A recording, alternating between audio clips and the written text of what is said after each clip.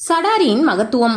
பெருமாளை சேவித்த பிறகு பக்தர்களுக்கு ஆசீர்வாதம் செய்ய தலையில் வைக்கும் சடாரி என்ற மகுடத்தை கவனித்து பார்த்தால் அதன் மேல் 2 பாத சுவடுகள் பொறிக்கப்பட்டிருப்பதை காணலாம். மதிப்புக்குரிய திருமுடியின் மீது திருவடிகள் ஏன் இடம்பெற்றிருக்கிறது? அதிலும் பெருமாள் ஆலயங்களில் அதனை பயன்படுத்துவதற்கான காரணத்தை அறிவோம். ஒரு சமயம் தாம் வாசம் செய்யும் வைகுண்டத்தில் ஸ்ரீமன் நாராயணன் சயன நிலைக்கு செல்ல ஆயத்தமாகும் முன் தன்னுடைய சங்கு சக்கரம் திருமுடி ஆகியவற்றை எடுத்து ஆதிசேஷன் மீது வைத்தார். திடீரென தன்னை சந்திக்க வந்த முனிவர்கள் குரல் கேட்டு பாம்பு படுக்கையிலிருந்து அவசரமாக எழுந்து சென்றவர் வழக்கத்துக்கு மாறாக தனது பாதுகைகளை ஆதிசேஷன் அருகில் சயன அறைக்குள்ளேயே விட்டுவிட்டார். ஆதிசேஷன் மீது ஒய்யாரமாக சங்கும் சக்கரமும் கிரீடமும் அமர்ந்திருந்தன. அருகிலேயே பாதுகைகள் இருந்தது அவற்றுக்கு பிடிக்கவில்லை.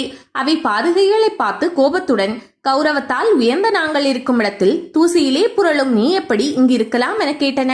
இது எங்கள் தவறில்லை, பகவான் தான் எங்களை இங்கே விட்டு சென்றார் என்றன பாதுகைகள். அவற்றை காதில் வாங்காமல், பகவான் திருமுடியை அலங்கரிப்பவன் நான், கரங்களை அலங்கரிப்பவர்கள் சங்கும் சக்கரமும், எனவே ஆதிசேஷன் மீது அமரும் அருகதை எங்களுக்கு மட்டுமே உண்டு. பாதங்களை அலங்கரிக்கும் பாதுகைகளான உங்களுக்கு இங்கே இருக்க அருகதை இல்லை. உங்கள் வழக்கமான இடத்திற்கு போய்விடுங்கள் என்று கோபத்துடன் சொன்னது கிரீடம். அதுவரை பொறுமையாக இருந்த பாதுகைகள் கிரீடம் இப்படி சொன்னதும் கோபத்துடன், நாங்கள் பாதங்களை அலங்கரிப்பவர்கள்தான், ஆனால் கேவலமானவர்கள் அல்ல. மகரிஷிகளும் தேவர்களும் பகவானின் பாதங்களில் தங்களின் திருமுடிகள் படும்படி நமஸ்கரித்து வணங்குகிறார்கள். தவிர உங்களை தழுவி தரிசிப்பதில்லை. புனிதமான திருவடிகளை அலங்கரிக்கும் நாங்களும் புனிதமானவர்கள்தான் என்று பதிலுக்கு வாதிட்டனர். கிரீடத்துடன் சங்கு சக்கரமும் சேர்ந்து கொண்டதால் தனித்து நின்ற பாதுகைகளால் ஏளன பேச்சை தாங்கிக் கொள்ள முடியாமல் பகவான் எப்போது வருவார், அவரிடம் முறையிடலாம் என்று கலங்கி காத்து நின்றன. பகவான் வந்ததும் அவர் பாதத்தில் கண்ணீர் சிந்தி பாதுகைகள் முறையிட்டன. இங்கே நடந்ததை நான் அறிவேன். என் சன்னதியில் ஏற்றத்தாழ்வுகள் கிடையாது என்பதை உணராமல் கிரீடமும் சங்கும் சக்கரமும் கர்வம் கொண்டு புனிதமான உங்களை தூற்றியதற்கான பலனை அனுபவிக்க வேண்டி வரும்.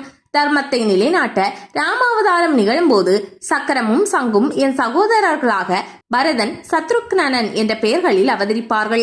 அந்த அவதாரத்தில் நான் அரச பதவியை ஏற்று சிம்மாசனத்தில் அமர முடியாத சூழல் ஏற்படும்.